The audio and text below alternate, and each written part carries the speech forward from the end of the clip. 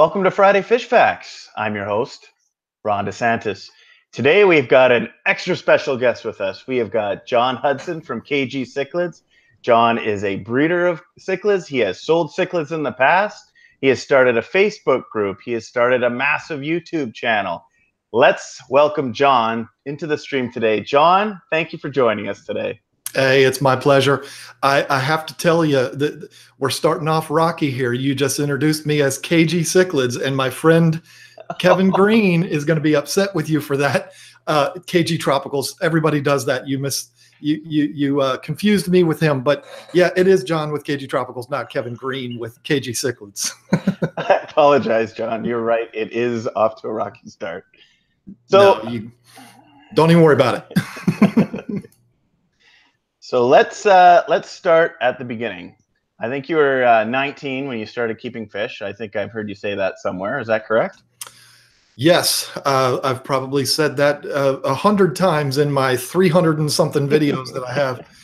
Yeah, 19 years old. I was working for a cable company, and my boss called me and said, "Hey, I'm going to go buy fish for this new tank I'm setting up." And for some reason, he wanted me to go to the store with him. So I went, and while I was there, I fell in love with fish that had nothing to do with why he was there. I fell in love with an arowana. He was there to buy South and Central American cichlids.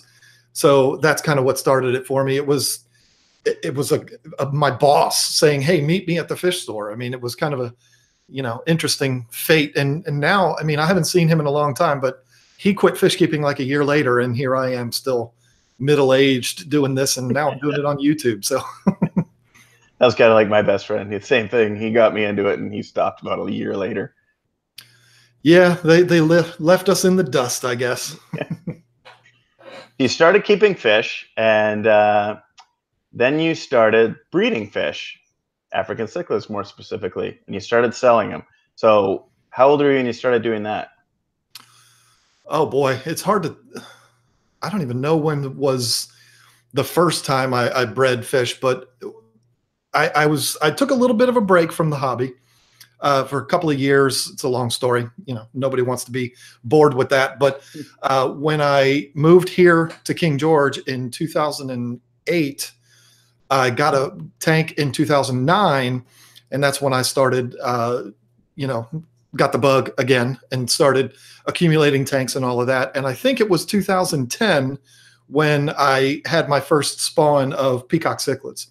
And that's when like the businessman in me came out, and I was like, okay, now I want to start a business. I want to do this. And it took probably, I don't know. I mean, I was doing it for a couple of years before I kind of learned really how to do it and all of that, and accumulated all of the tanks and got all of the breeding groups and really started to do it at a large scale. So that was, I don't know, 2011 when we started. Yeah. Why am I getting my dates confused? 2011 is when we actually started Kgtropicals as the business. 2009 was when I started breeding them. I'm pretty sure of those dates. But yeah, I had bred fish way before then, just for fun, like all of us do. We all get into it at some point, but it wasn't ever looked at as a business or anything like that until 2011. That's when things kind of went crazy. 2009 started, but 2011 started to try to make money doing it. So where does the name Kgtropicals come from? Well, it's not Kevin Green. I wonder if he's in here. I don't see him in the chat yet. We live in a small town in Virginia called King George, and it's King George Tropicals is what it is. That's what it stands for. It's not anybody's initials or anything. It's just the town where we live in.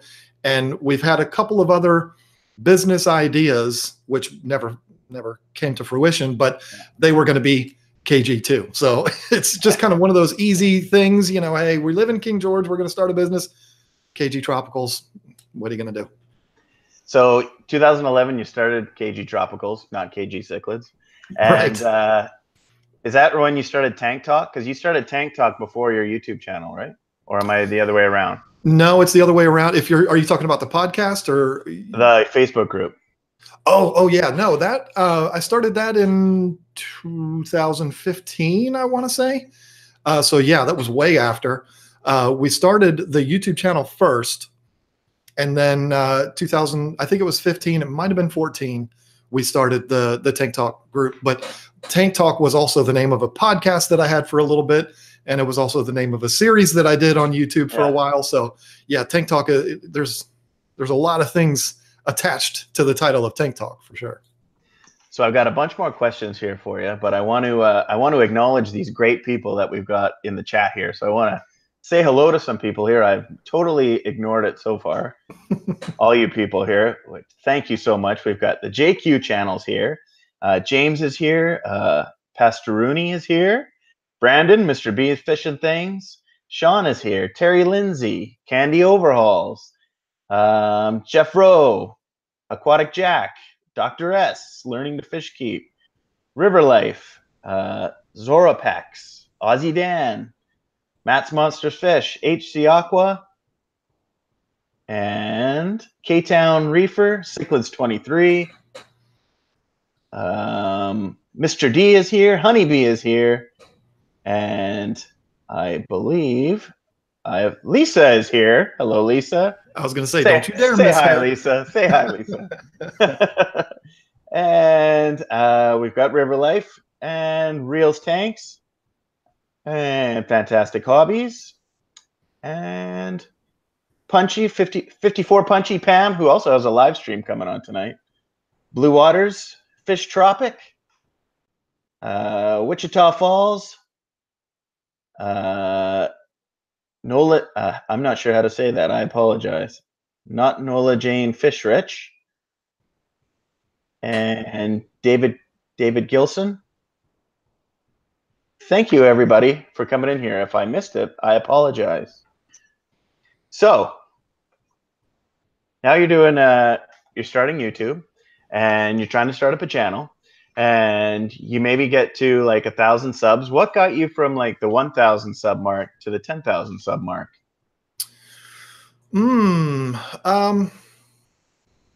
Wow, I've never been asked that one before. I guess it was the fact that when we started out, our channel was literally just to show our fish. There was no like, you know, information or anything like that on it. And it eventually evolved into where I was actually doing videos talking about fish. And I was very consistent then. I've made the mistake of not being consistent over the years, but in the very beginning, I was very consistent. And I think that it was people's ability to watch the growth of a business. That's what I like to think anyway, because we were talking about a lot of things that at the time, African cichlids were the thing.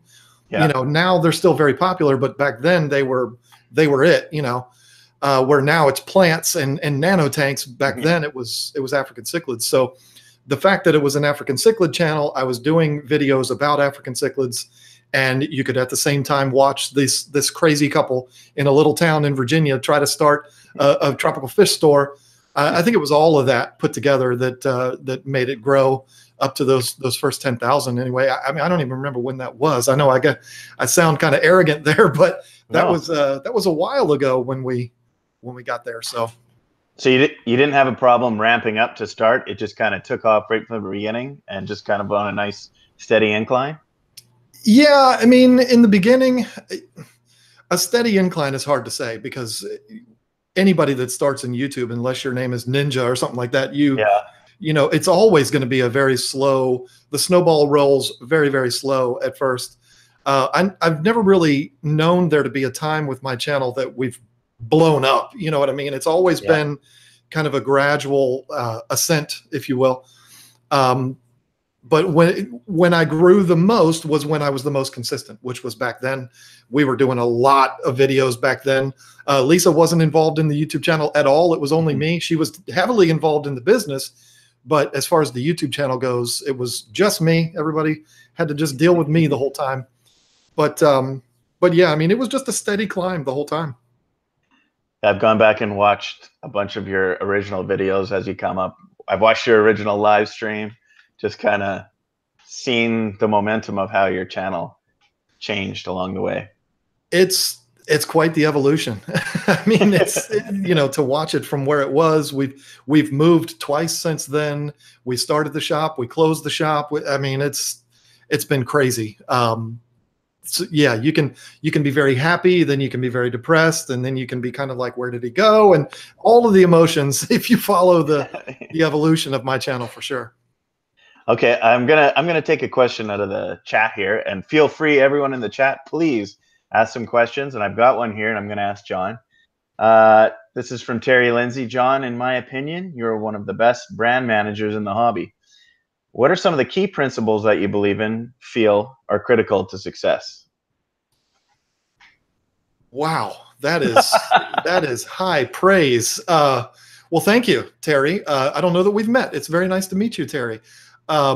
Brand managers. I'd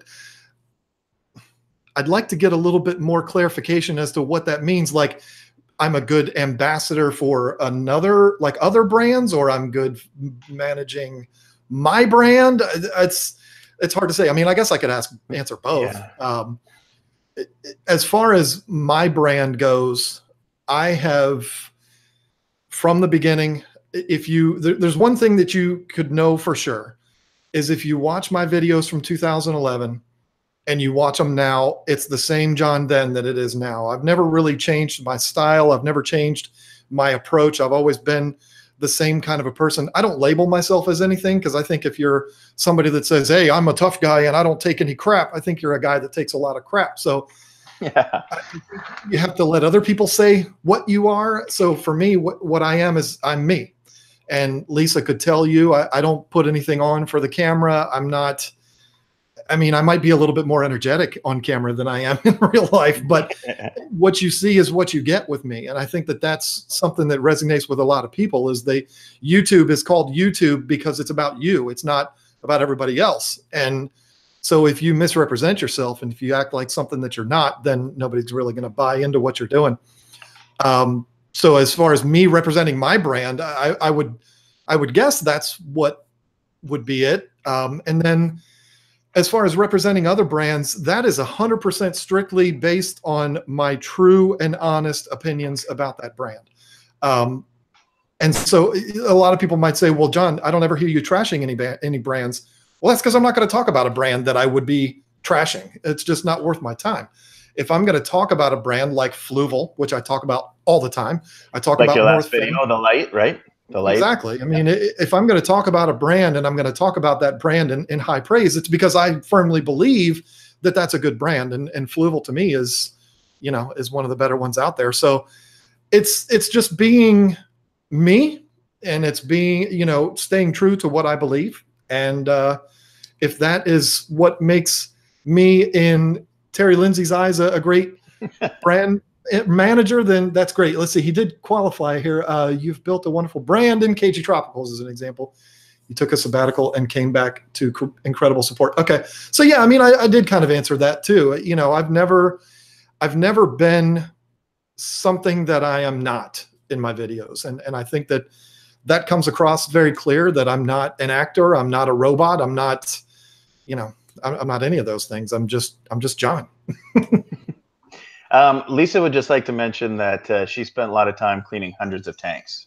So let's just get that on the record. Well, and I was very clear. I said she was very involved in the business, but not necessarily on the YouTube channel. But now look out, because that woman is on fire. She's got all these ideas, and she's actually recording videos like you wouldn't believe. Of course, they haven't gone up yet, but she is she's got the YouTube bug big time right now. Maybe some videos involving that discus tank of hers? Absolutely. They're coming very, very soon, and a whole lot more.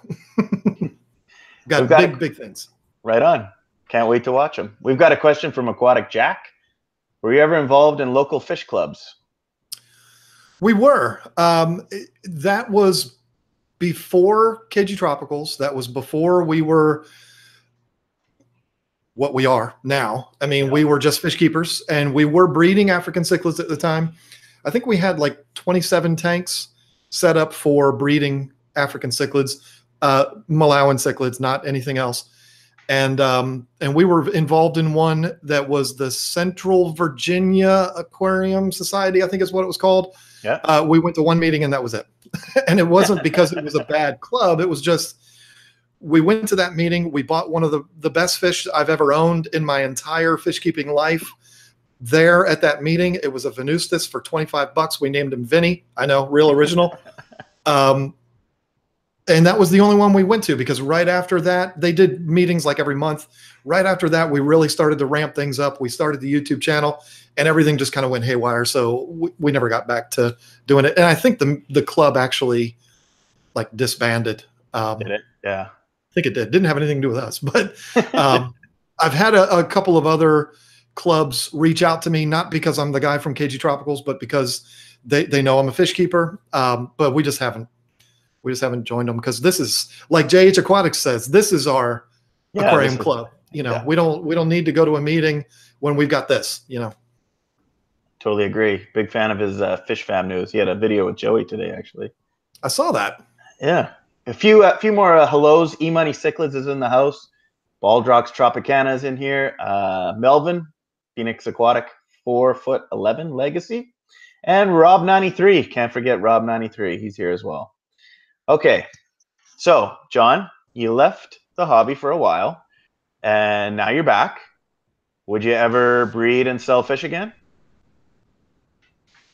Well, okay, let me just say first, I didn't leave the hobby. Okay. I took a break from YouTube, but I never left the hobby. Where people would think I left the hobby was while I was on my break, we moved into this house that we're in now. Yeah. And I had to take all of my tanks down. I gave all of my fish away. I gave a couple of my tanks away. Mm-hmm. And so there was a period of like 2 or 3 or 4 months. I don't know. It's all cloudy at this point. But there was a time where when we had moved in here, it took me a little bit to get back in the swing of things. But all the way up until July of this year, I've still had my 3 big tanks I had set up in my basement, and I was still doing my thing with those. I just wasn't making videos on YouTube. And then your question, I'm sorry, because I get to rambling. Your question was what made me. No, I was just wondering if you're going to sell fish again. That's right. Yes. No, I don't think so. And the reason why, I don't want this to become a job again. Yeah. I mean, I have a good job. I like what I do for a living. I love sharing my hobby with people. Even when bad things happen and you can't hide it from anybody, you still share what you're doing. I love that part of it. And I'm enjoying this. Lisa's enjoying it. We've got big plans for a lot of things, but breeding fish for sale is not one of them. Now, maybe breeding fish and giving them away, possibly, but I don't know that we're ever going to try to make a business out of it outside of what we're doing now. I just noticed somebody else in the chat. I just want to say welcome to Dan's Fish. I don't think I've seen you in here before. So you mentioned, John, you had 27 tanks in your peak, right? Oh, no. How many tanks? No, how many did you have in your peak? Well, I mean, not counting the store, that looked weird because the camera's covering it up and all I saw was a hood move over. I guess the audience can't see that, I guess. But when we were set up at our house, which was 2 houses ago, we had 127 tanks in our garage, which is the first videos that you see on our channel was taken from our garage back then. Before that, we had 27 tanks. I think it was 27, or maybe the number 27 is just sticking in my head, in a very small little like den inside the house where we didn't have to heat the garage and all that kind of stuff. We grew out of that into the garage, and that's when we upgraded to 127. Now, if you're asking the highest amount of tanks we've ever had, it's pushing like 400. When you include all of the breeding tanks and all of the fry tanks and all of that that we had at our shop, it was a lot. It was way too much for 2 people to take care of. That's for sure. How many do you have now? What you see in this screen right here, we've got 3 nano tanks behind me. Not all the lights are on because I got work I got to do. We have an empty nano tank. We have Lisa's 75 and my 75 behind me.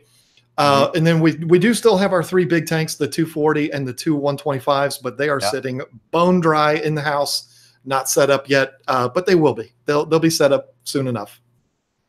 Let's take a couple questions out of the chat here. So we've got Cichlids 23. Did you ever get to keep an emperor cichlid when you had the store or basement tanks? Oh, I wish the answer to that question was yes, but no. Not only did I never get an emperor cichlid, I don't even know anybody that's ever had an emperor cichlid. But would I love one? Oh, yes, I would. That's one of those holy grail fish for sure. If you know where I can get one, let me know, because I got a 240-gallon tank that would just look wonderful with one of those or a couple of those in it. But I've actually already reserved that tank for Oscars, so I don't know. We'll have to see. But no, I haven't had one, but I sure would love one. Another comment here from Wichita Falls says, your videos taught me 6 years ago how to strip eggs when I was keeping and breeding German reds. Thank you. That's awesome. I mean, that never gets old, ever, hearing that. And Ron, you get used to it, because you're going to hear it a lot too. I'm sure you already do. It's a beautiful, beautiful thing. You know, that's the equivalent of a musician hearing somebody say, I love your song. You know, that's a beautiful thing. And after, what's it been, 8 years, it still isn't old. I still love hearing it. So thank you. We've got a non-African cichlid question for you, but I'm still going to give it to you because it's a cichlid question, South American style. Is it okay for a pair of epistogrammes with a school of green neons and a 20 long? That's an easy one to answer because I don't know. And the reason why I don't know, I've never kept pistos. I mean, and I know that's almost like blasphemous, but when I was heavily into African cichlids, it was strictly Malawi and frontosas. That was it. That was like all I cared about. And then pistos, I mean, they're not African cichlids, but that's what, for 7 or 8 years, those fish were all I cared about. And then I started branching off and doing other things, getting into community fish and doing all kinds of other things. But pistos are one of those that I've never kept. So I'm sorry, but I'm striking out here already. That's okay. Kevin, in my experience, I bred the Epistogramma cockatoides super reds, and they actually like dither fish swimming around in there. It makes them feel comfortable. If there's no other fish in there, it's more difficult for them to breed because they think that these fish swimming around means there's no predator around. So it will be easier for them to breed. And ask Candy Overhaul. She's got a pair of the orange flash in there too. So let's, we got another question here from Honeybee. I love the fish video you did when you went to a fish store, which you hadn't done for many years. Some great fish. Would you do a fish store again? Oh yeah. Yeah. There's one, and I actually see somebody even mentioned this store in the chat, one of the more recent ones, that's called Kgtropicals. That is my favorite fish store. It's been my favorite fish store since 2009. And I will definitely do that. And I've been saying that for probably 5 years and I haven't done it. But the main reason why I did the one that I did with Beltway Aquariums was it was the thing to do at the time. I mean, I was just getting back into the hobby. I was just getting back into YouTube. And when I say getting back into the hobby, I mean the hobby of YouTube. Yeah. And it was, I was searching for content, and it was like, okay, I'm going to go to the fish store. People like fish store tours. So I'm going to take my camera with me and we'll do that. So that's why I did that. But no, I really did enjoy doing it. And the owner appreciated it because he's had other YouTubers do videos and kind of give him a bad rep. And that's not why I did it. I actually didn't even know that those videos existed before I went there. But I went there, did that video, and he was like, wait a minute. Why are you filming my store? And he was acting kind of weird, like very standoffish about it. And I was like, hey, I mean, I have a YouTube channel. I'm just filming. And there was a guy in there that walked up and he was like, dude, this is John from Kgtropicals. Let him film your store, which I didn't know the guy. I mean, he just recognized me, which is weird. But so I made that video, brought the fish home, did the video about it. And then I went back like 2 weeks later. And that's when the guy explained that, you know, there was somebody else that did a video. I don't even know who it was. Somebody else did a video and they said really bad things about him. And that's why he was that way. But I enjoyed doing it, and the owner of the store appreciated it. So yeah, I would love to do more. The only problem is it's difficult because there's some stores that probably shouldn't be on video. Right. There's definitely things in stores that shouldn't be on video. Yeah. But House of Tropicals, it's coming. Lisa and I have actually already talked about doing a day where we go there and record, and then we go see Discus Hans and record, because they're about a half an hour apart from each other, about 2 hours away from us. So we're going to make a whole day out of it and do both of those. So there you go. Just want to say hi to Otter Creek, who's stopping in. Got a question from Aussie Dan. Moombas or peacocks? Oh, peacocks all day long. Well, that was the first fish you bred, you said. Yeah, I mean, I had mbunas before I had peacocks, but I think everybody kind of starts with mbunas. I love mbunas. I absolutely adore them. But peacocks are my thing. I mean, they've kind of always been my thing. And I love haps too. So I love all three of them. But yeah, I mean, if I had to only have one, I would have what's in that tank right there, which is peacocks. There's another question from Joseph here, wondering if you've been to Beltway Aquariums. Well, that's the store I was just talking about. So yes, I have. That's the one with the owner that was apprehensive and then actually gave me a discount next time I went up there. So yeah, that's what that whole story was about. Dr. S is wondering if you've ever had any catfish, maybe petricolas or anything. I have. In fact, we've got a whole bunch of little teeny tiny catfish in there now. We've got some cories, but I've had, oh boy. I mean, you have to understand, I owned a fish store for 2 years and we kept all kinds of stuff. So we kept fish that we didn't keep them, but we had fish in there that I kind of believe shouldn't even be in the hobby. But hey, we needed to make money. Things like red tail cats and stuff like that, the big monster ones, shovel nose and stuff like that. And I mean, that's pretty much the extent. And then of course, plecos, all different kinds of plecos we've had. But I've never been a catfish hater, but I've also never been a huge catfish enthusiast, just because they get so daggone big, and you know, most of them, a lot of them anyway. I started reading this one question, but it's kind of a part question. What's the difference between fluval canister filter and more value for money equivalent canisters? So maybe he's thinking, is fluval worth the money, or would you go with another kind? I'm heavily biased here. I mean, I love the brand Fluval.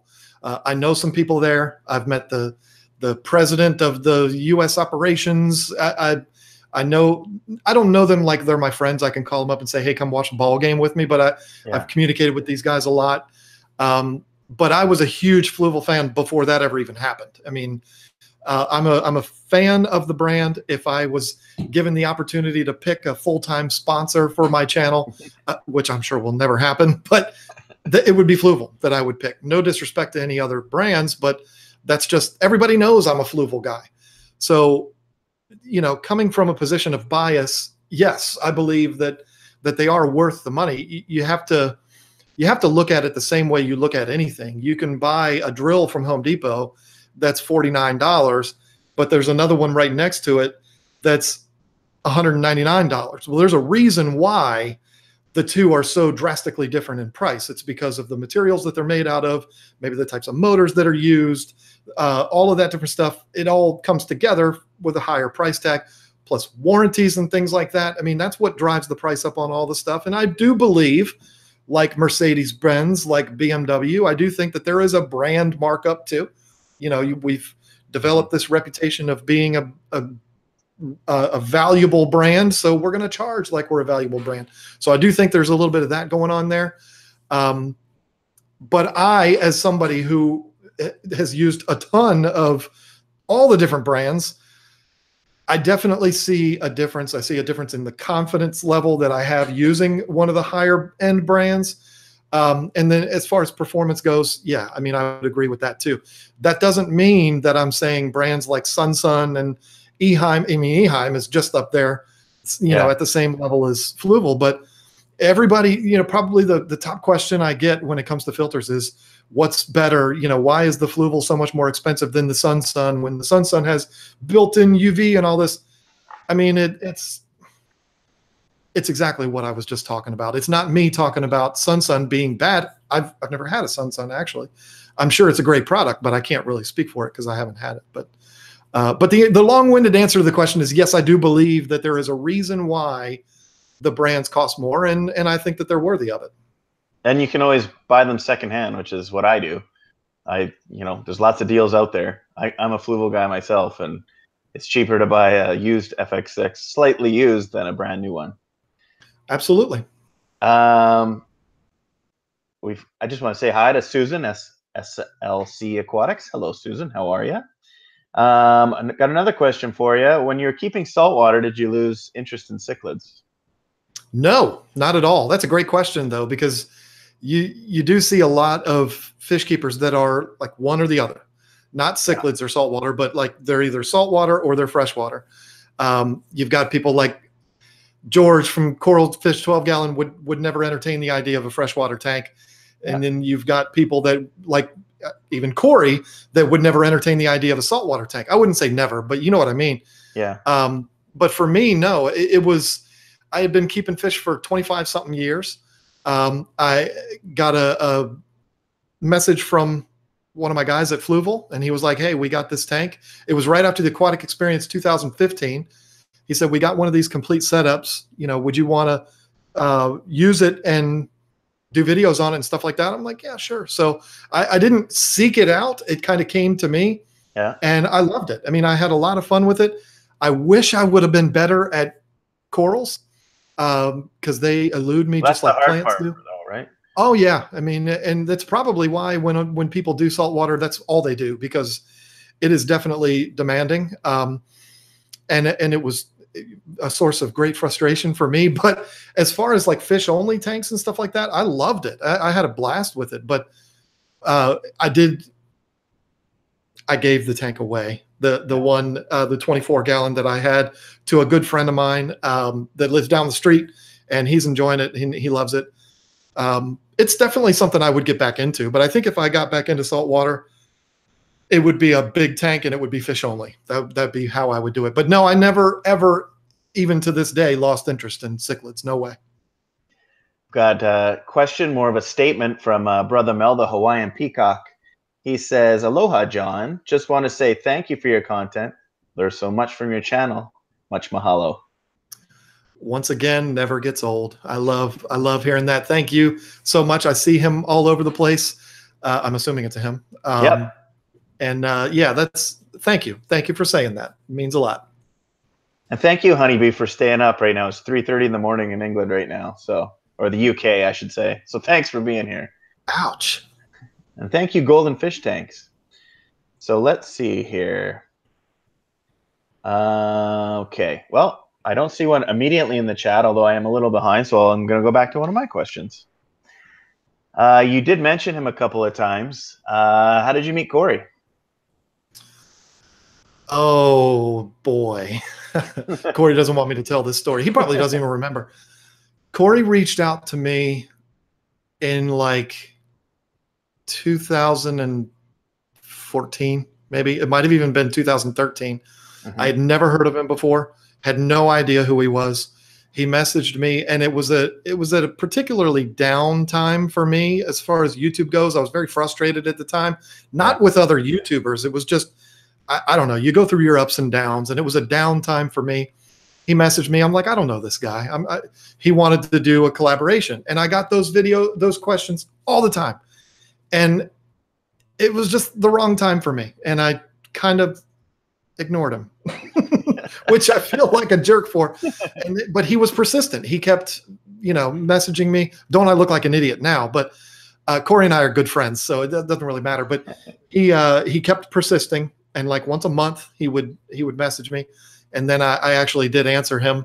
It probably took a month. It wasn't like something that drug out for years or whatever. And I actually messaged him and I said, hey, look, man, I like what you're doing. It's really cool. But, I'm just mentally, I'm not in a place to do that kind of thing right now. But we'll see down the road. We'll do something. And we got to know each other after that. We kept going back and forth and talking online and stuff. And then we finally collaborated together. And I don't know when it was. I mean, I don't even know what I had for breakfast this morning. probably 2014 is when we did our first video together, a live stream actually together. And from then on, it's just been, it's been a good friendship, and he's an amazing guy. I'm lucky to call him a friend. And I will say, of everyone on YouTube, as far as other YouTubers go, when I was on my break, which we haven't talked about yet, but when I was on my hiatus, if you will, he was the only one. Like once a month, he was messaging me, "Come on, man, got to get back into this, got to get back into it." And so I appreciated that very much. So, but we met from him reaching out to me because, isn't this funny? My channel was so much bigger than his. That sounds familiar, except reverse right now. Exactly. And I appreciate you for me reaching out to you and you responding right away. So I really, really appreciate that. I'm always open to this kind of stuff. I enjoy it. I like running my mouth, and I like the sound of my own voice. So we got a few more people to say hi to. I heard Lisa laughing in the background. We've got Matthew Moore Cichlids, Mob Guppy, Carrie Pitt. We've got my cousin Giovanni. How are you, buddy? And we've got a few more here. Let's see here. Let's see. I'm going to ask a question, and then I'm going to burn through the chat, and I'm going to see if I can pick out another question from the chat. So, John, we briefly touched on plants, and I know you're not a plant guy, but if somebody wanted to put some plants with some African cichlids, would you recommend one? Any type? I have, if you're talking about types of plants. Type of plant to put with an African cichlid tank? I have not had any success putting any plants with them. I mean, that's just been my thing. We've tried it a couple of different times and it never really worked out. The only plants that we have been able to keep with African cichlids successfully are the plastic ones. So we've just found them to dig them up too much. And then, of course, some of them will eat the plants, so that doesn't help either. We've just stayed away from plants with Africans. I mean, I know all fish are beautiful, and but I am a little biased here. The fish are beautiful enough. You don't have to add the plants in there to have a nice looking African cichlid tank. What's your most rewarding experience in the hobby? I.e., what is the most difficult thing you've bred? Well, that's two questions. Okay. I'll tell you the most difficult thing I've bred first, and then I will answer the most rewarding thing in the hobby, because I'm going to get a little sappy there. The hardest African cichlid for me to breed, and it still remains to this day because I was never able to successfully do it, was frontosas. And I know that's not an easy fish to breed anyway. We tried everything. We tried smaller tanks, bigger tanks, huge groups, smaller groups. We tried all different kinds of stuff. Whoops. There's actually a video very early on. It had to have been 2011, maybe early 2012, that I did from my garage, where I talked about wanting to breed frontosas. And since then, I've probably gotten once a month a comment on that video. Did they ever spawn? And the answer is yes, but it was never a successful spawn. Right. So that was the one that eluded me for sure. With breeding African cichlids was the frontosas. The most rewarding thing in this hobby, I said it's going to be a little sappy. I consider YouTube and fish keeping one and the same. It's like all one hobby to me. YouTube is just as much a hobby as fish keeping. It's not a job for me. It's something that I enjoy doing. I'd much rather be sitting in my recliner editing a video than watching a movie, unless it's sports. But anyway, so when I came back from my break in October of this year, September, and then in October we went to the aquatic experience. It was the experience of being there and being welcomed and having so many people come up to me and say, we're glad you're back. We missed you. That I felt like one big, huge hug from the community there. That was by far the best thing ever to me, because I did worry that, I've been gone for a year, almost a year and a half. I worried when I come back to YouTube, are people just going to push me to the side, or are they going to embrace me and welcome me back? And I felt like a rock star for 3 days straight at the Aquatic Experience. It was a beautiful thing. I don't need that kind of attention to make me feel good. But when the people are saying, we're happy that you're back, we love your stuff and all of this, that was without question the most rewarding thing I've had. And didn't you have like 15,000 new subs over the time you were gone? It was 20, actually. Wow. It was, yeah, 20,000. When I left, I was at 50,000. And Corey was at like 45. I come back, I'm at 70, and Corey's at 3.5 million. It was nuts. I couldn't believe that. He deserves it. He is the man, but that blew my mind. But yeah, I mean, it grew to 20,000. It grew by 20,000 while I was gone. And that definitely had a lot to do with me coming back, because it was like, I guess the people want me to come back. So yeah, that was special for sure. Got a question from Cameron here from Learning to Fish Keep. What was the hardest thing to do when having your own store? Oh, man. Well, Lisa and I ran that store ourselves. Mm-hmm. We never had any employees. There was one time, and literally one time only, which was our oldest's graduation. One of my dear friends held the shop down for us while we were gone for like 5 hours going to his graduation. That was the only time we ever had somebody in the store other than us working the store. So by a mile, it is the maintenance. I mean, and I got to credit Lisa. I mean, that woman was in there constantly doing water changes. Cleaning hundreds of tanks. Oh yeah, I mean, and she did a great job of it. And then at the same time, we're dealing with customers. We're packing orders and shipping, because we were selling online as well as there in the store. So we had all that at one time. I guess the most difficult thing was having never hired anyone. I mean, I think that was our biggest mistake, and that's where Corey is a genius, because he brings people in to do the heavy lifting for him. He works very hard. Don't misunderstand me, but he understands the importance of bringing someone in to fill a hole. And Lisa and I, we never did that. And it wasn't because we didn't want to. We didn't have the money to do it. So that was the hardest part. And just diving into it before we should have. I mean, we really should have probably been waiting till now to do something like that rather than jumping into it when we did. I've got kind of a question here, but I'm going to change it a little bit. Do you have plans on attending any events in 2019? The Aquatic Experience for sure. There's absolutely no doubt of that. We've talked about Dallas Aquashella. We've talked about Chicago Aquashella. I could confidently say we will be at one of those, probably not both.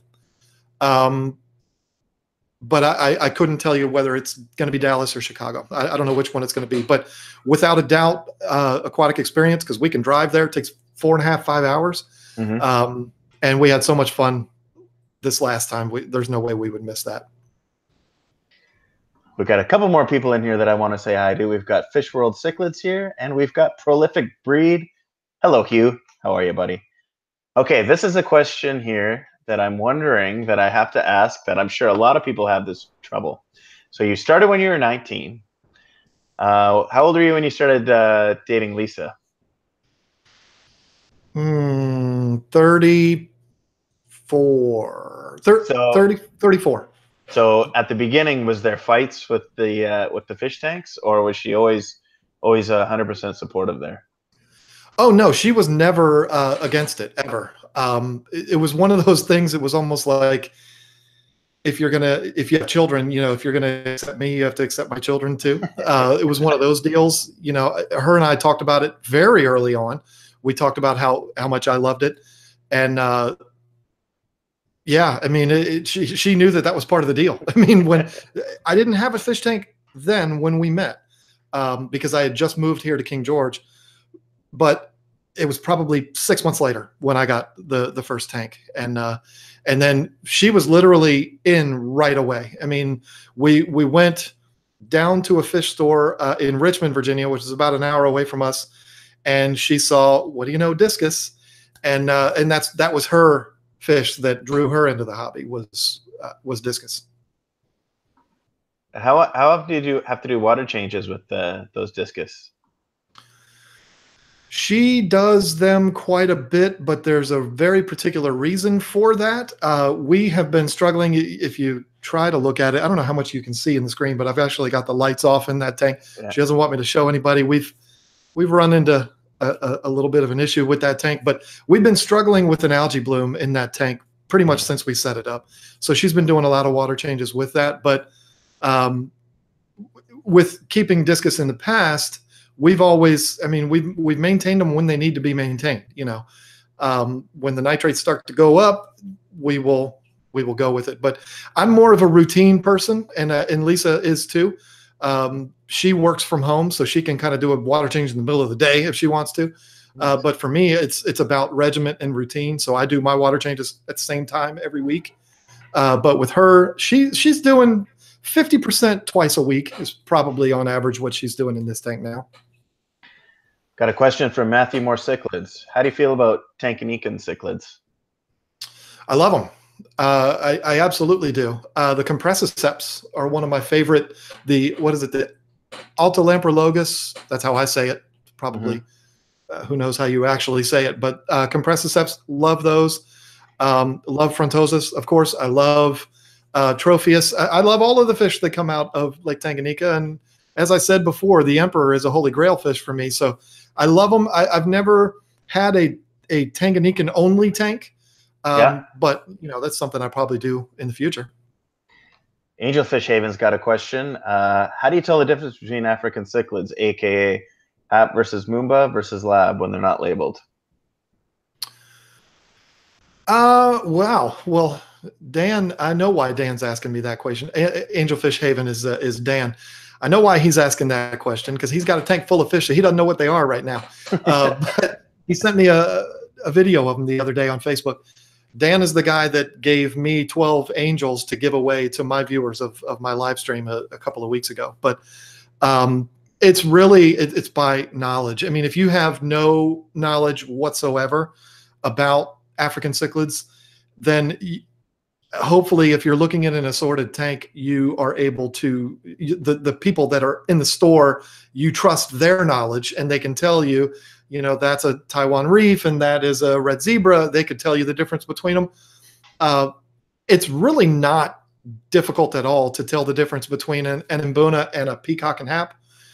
But some of the haps look an awful lot like peacocks. So, you know, those can be a little bit tricky. But once you get that vision in your head of what you know, the general shape of an Mbuna, and then you know that kind of arrowhead shape of a peacock, and then everything else is haps, you know, it's not that difficult to do. Got a question from your buddy, River Life here. All right. John, why does John support the FishTube community so well and so often? Of course, Rack would ask a question like that. He's going to make me get all sentimental here. You helped him get to 1,000 subs. Well, I mean, that's because he's a good dude, and he treated me real nice at the aquatic experience, and he deserved it because he's a good guy. It's basically because that's what I wanted when I was a up-and-coming YouTuber. And it's not that anybody avoided me. I've known Joey since like 2012, 2013 maybe. And I've been able to call him a friend since then. I've known Dustin since then. Mark Bolton, who's no longer making videos, I knew him through, you know, online. Yeah, I've hung out with Justin and Joey, with Joey and Dustin personally. You know, we hung out together. But Mark lives overseas. You know, I've never really. But anyway, what I'm getting at is the community back when I had 1,000 subscribers was nothing like it is now. And I wanted so bad for the YouTube world to be a world where we're all recognized as being on the same team. And I'm no different from you because my number is bigger. You know, that's ridiculous to me. I've never really understood that. And I've always wanted it to be like one big happy family. I know that sounds goofy, but when I came back from my break and saw that the community was that way now, I was like, whoa, that's what I've always wanted. So I've always wanted it to be one of those deals where you help me, I'll help you. I don't care how many subscribers you have. That it really makes no difference to me. It makes me feel good, I guess. I got a question from Melvin here, Phoenix. Would you keep South American cichlids? Yes, I most certainly would. In fact, we've got some right now, and I guess it depends on what their definition of South American is. But I mean, angels and discus are that. We don't have any angels at the moment, but anyway, yeah, and that's kind of how I got my start in fish keeping. I had an arowana. I bought 2 first tanks. When I bought my first tank, I didn't buy one. I bought 2, and one was for an arowana, and the other was for Oscars. So I've always been into South and Central American cichlids. Africans kind of took it to another level for me, and they kind of took over my life for about 7 or 8 years. But I've always been interested in all of them. So the answer is yes. And again, that 240 is going to have probably 4, if not 6, Oscars in it whenever we get it set up. So, right on. Hello, King and Queen cichlids. How are you? Got a question here from Jason Fish Tropic. Considering you're wearing a Flip Aquatics t-shirt, are you an investor in the shrimp warehouse? And would you invest if not? Oh God, do I wish I was. No, Rob's a good dude. And I've known Rob for 4 years now. 3 or 4 years. Yeah. Rob is one of the genuine good guys in this hobby. And I think he runs a great business. I admire what he's doing because he is doing what I was unable to do, him and Corey both. And so, Rob's a good guy. I'll represent his brand. He didn't give me this. I bought it at the Aquatic Experience. But that's, Rob's just a good dude. If I can help him, I'm going to do it. This isn't helping him. I'm wearing this because it's the shirt I had on, but I just love that guy. Him and his wife, beautiful people. And yeah, there you go. KG Cichlids in the house. Oh, there he is. We were talking about you, Kevin. How many times a day do people ask you if you sell fish, John? I ought to start counting because it is every single day. Every day, at least once a day. I'll get a comment in my videos, where's your website? I went on your website. I can't find your fish. How do I order fish from you? I mean, and it totally makes sense because it's not like I've gone back and deleted all of the videos where I was advertising my website. So, it makes sense that people would do that. It's every single day. Any interest in ACA? There's some chatter in the chat here about it. Yeah, we actually talked about going to that this year. We didn't make it, but we talked about it because it's not very far from us. And the other one is the Big Fish deal, which is like 45 minutes from us. So, but the ACA, I don't even know where it is this year or next year, but the Big Fish deal, we don't really have to make that into a huge thing because we live right down the street from it. So when I was talking about it earlier of events that we're going to do, those would be buying plane tickets and, it's a big vacation kind of thing. But the ACA, yeah, I would definitely love to do that. Priscilla says that you and Lisa are the best of the besties. Just so you know, John. Well, she is a doll. So when you were down at AE, did you meet a lot of these people for the first time? Yeah, the only ones that I did not meet for the first time were Joey, Rachel, Rob, Dustin, and Sean Peck. And the reason for that is because at the Aquatic Experience in 2015, that entire list of people that I just read, that was the whole list of YouTubers that were at the Aquatic Experience in 2015. Dustin was there working. Me and Joey kind of walked around the whole time, and Peck. Rachel was there participating in the aquascaping contest and all of that. Yeah. We were the only YouTubers that were there, and Rachel wouldn't have even called herself a YouTuber at the time. So yeah, except for those, everybody else, it was the first time ever meeting in person, and a lot of them the first time ever even communicating with at all. Priscilla's got a question for you. She's wondering, can you ask John, how is his Shrimp King tank doing? Very dirty. I'm going to tell you something. I've never had to maintain a tank as much as I have to maintain that little thing. You can't see it right now because it's so far away, but the algae is just absolutely out of control. I'm going to have to go to my friend Flip Aquatics and get some shrimp in there to eat up that stuff. But yes, I love that tank. It's probably my favorite tank that I have right now.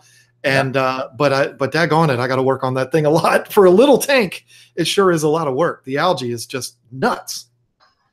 So you talked about watching. We're going to sidetrack from fish here just for a second.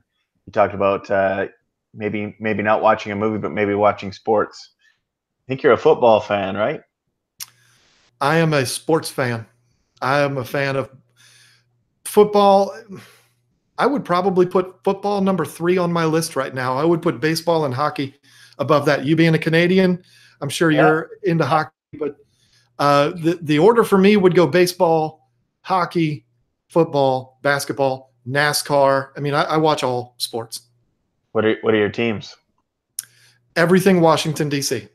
So the Washington Nationals, Washington Capitals, Washington Redskins, Washington Wizards, even though that's hard to admit right now.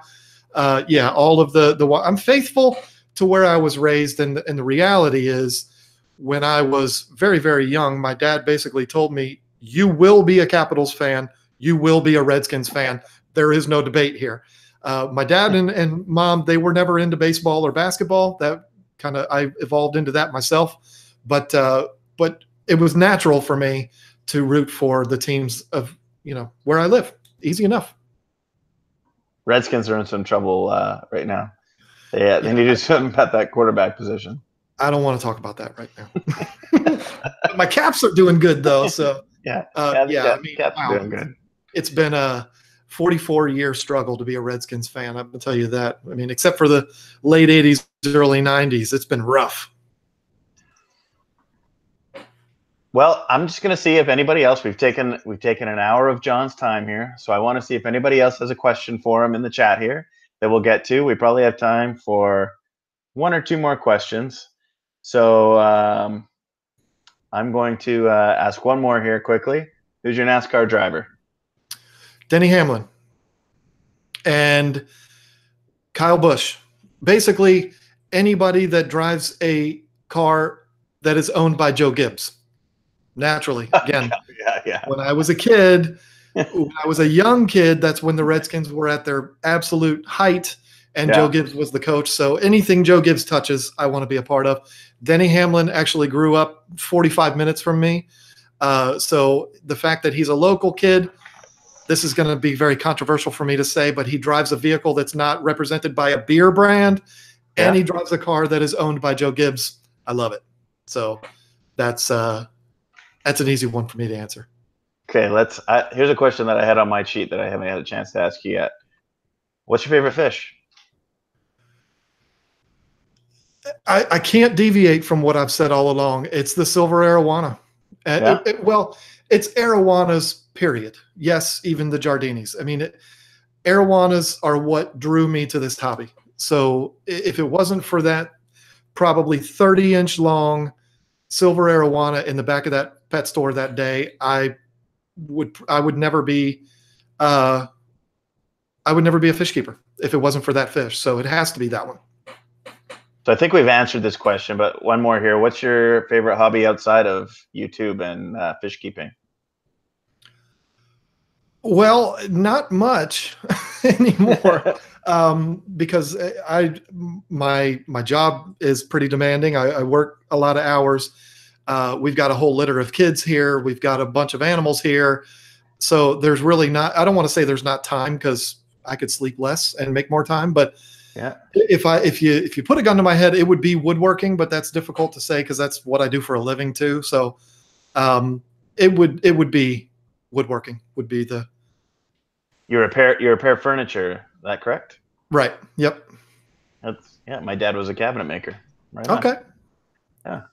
Small world. Small world. Okay, well, if nobody has any more questions, I'm just going to say to John, thank you very much, John. It was a great honor having you on here. And one of the things, like I was talking to my buddy about having you on before, what I'm really excited about having John is because he's one of the best live stream personalities that come on. You're very fluid.